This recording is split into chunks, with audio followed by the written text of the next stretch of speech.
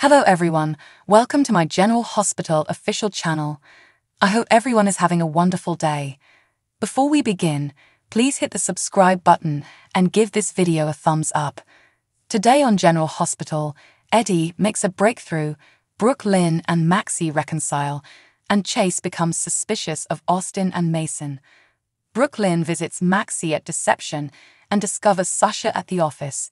Maxie reveals that Sasha has returned, but Brooke Lynn has not. Brooke Lynn came by to see her, but seeing Sasha was a pleasant surprise. Sasha tells Brooke Lynn and Maxie to stop bickering right away. She claims that the fight is futile and that they clearly miss each other. Sasha despises seeing them throw away a friendship they both value and require. Sasha is correct, and Maxie and Brooke Lynn miss each other. Maxie inquires as to why she has come. Brooke Lynn had heard about Georgie and Charlotte and was curious about how she was doing. Maxie says she's a wreck, but she, Sam, and Elizabeth are talking about how bereavement counseling can help their kids get through this. Brooke Lynn departs, and Maxie communicates with Spinelli and Georgie. As Maxie is about to leave, she receives a call and responds, "Of course we are interested. Is he available right now?" Maxie wonders if she made the correct choice after getting off the phone and realizes it will take too long to get this done. Sasha claims that a photographer like Salvadori does not come along every day, and she has wanted to work with him for as long as she has known her. She believes the time is ideal because the outfit for the spring shoot has just arrived. Sasha believes Maxie has reservations about modeling. Maxie emphasizes that Sasha is still rebuilding her life and that she doesn't want to push her into the deep end. Sasha believes that the only way she can progress and determine whether she is ready to model again is to try. Maxie can't believe they're doing this and dashes off to get ready. Yuri carries Tracy's suitcases out of the Quartermaine foyer, and Olivia asks if she's plotting an escape. Olivia informs her that she will be unable to attend Lois's farewell party. Tracy says that she is headed to Amsterdam, where Bobby will assist her in settling Luke's affairs. Olivia is relieved that she will have Bobby to assist her, and the home will soon be quiet. Tracy hopes she'll find the time to bring some normalcy back into this house, as Ned's fantasy has been going on for far too long. She thinks Ned has to speak with someone. Olivia argues that the situation isn't as easy as she portrays it, and that Kevin is correct in that they must let this play out naturally. Tracy thinks that's absurd. Tracy also urges her to be wary of Lois, whom she does not trust. Olivia flees to find Eddie, and Brooke Lynn returns home. Tracy admits she's traveling to Amsterdam to finalize Luke's affairs when she asks her granny if she's going out of town. Tracy hopes that Brooke Lynn may consider her offer while she is gone. Brooke Lynn did not want to get involved in this again before leaving. Lois sits in the living room, listening to Eddie struggle to finish his song. Lois suggests a break, but he insists on finishing because he's so near. He's as stubborn as ever, she continues, a typical Quartermaine. She instantly corrects herself, stating that he is not a Quartermaine. She inquires as to what the issue with the music is. Eddie explains that he is unable to complete the lyrics. She reminds him that he must write about what he knows. So what does he know about this song? He claims that the man in the song is terrified he will never locate the girl. She tells him that he must discover the voice, this siren, and that he must plunge into the ocean to do so. It's as simple as that. She encourages him to take a risk. He feels she's onto something and heads to the boathouse with his guitar. Lois phones her mother, Gloria, to update her on everything Quartermaine related, and then informs Olivia, who walks in, that she just missed Ned. Lois explains that he's still lost in that music, but she believes the Quartermaine in him is attempting to emerge. Lois reminds Olivia that giving him space is the correct thing to do. Olivia remarks that there is such a thing as too much room, as in enough to allow someone to walk straight in. Lois insists she has not come to have an affair with her husband, but she does feel compelled to clarify something. Olivia says you sound like Tracy now. "You take that back," exclaims Lois. Lois informs Olivia that she might be able to cheer him up, and Ned is in the boathouse.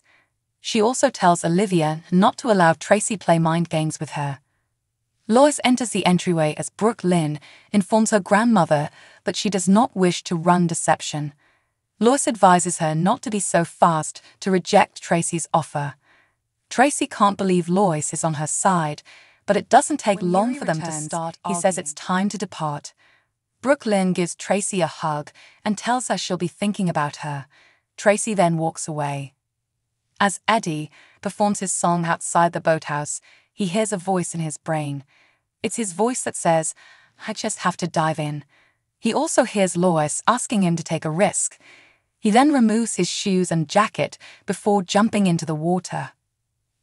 Olivia returns later in search of Eddie, but only discovers his shoes and jacket. She glances out over the lake, concerned. Michael arrives at the office to find his mother and Drew waiting for him. Drew and Michael embrace, and Michael is overjoyed to have him back. Drew claims that now that he's out, he and Carly have plenty of time to make amends. Carly is still curious about who turned them into the SEC and why. Drew says it was clearly Ned, but because he can't recall, it's time for them all to go on. "What if it's not Ned?"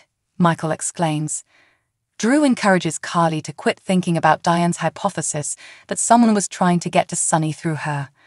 He claims that figuring out who set everything in motion is no longer important.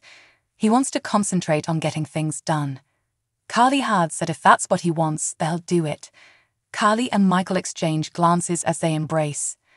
Chase approaches Austin at the hospital and inquires about his cousin Mason. Chase wonders why his cousin would want to abduct Ava. Austin claims to have no idea, and he and his cousin aren't particularly close. He informs Chase that they are finished, and that if he has any additional questions, he should contact his lawyer. Chase investigates Mason's kidnapping of Ava.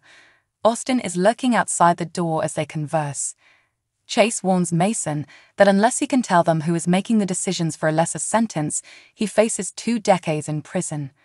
Mason advises going to the DA and making a deal with him, after which he will consider talking. Chase departs to see what he can accomplish. Austin approaches Mason and inquires as to what he told Chase. Mason tells Chase he kidnapped Ava for Austin, but Austin doesn't believe him. Austin considers turning Chris in to save himself, but Mason refuses and tells Austin he's welcome to. Chase listens in on their conversation. Ava walks into Sunny's and inquires about Nicholas. Sunny tells her to forget about Nicholas and to be concerned that she is in bed with the enemy and is unaware of it. He inquires about her boyfriend, Austin's boss. Ava observes that he is not her boyfriend. Sunny claims that he assumed she had affections for him, which blinded her to the fact that Austin was engaged in her kidnapping. Sunny informs her that Austin's boss is Cyrus Renault, and that Mason was holding her prisoner while Austin was at Cyrus' release hearing. Is she convinced it's a coincidence? Ava believes Sunny's claim that Mason took Austin prisoner in order to force Austin to testify in order to free Cyrus. Sunny declares bingo and inquires whether he has ever mentioned Cyrus to her. Ava says that he did not. Austin clearly does not trust her, according to Sunny, and no matter how much he cares for her, his first devotion is to Cyrus. Ava recalls how, just as she thought she had slain Nicholas, Austin appeared, wanting to assist her. Mason then appeared and claimed to have Nicholas's body.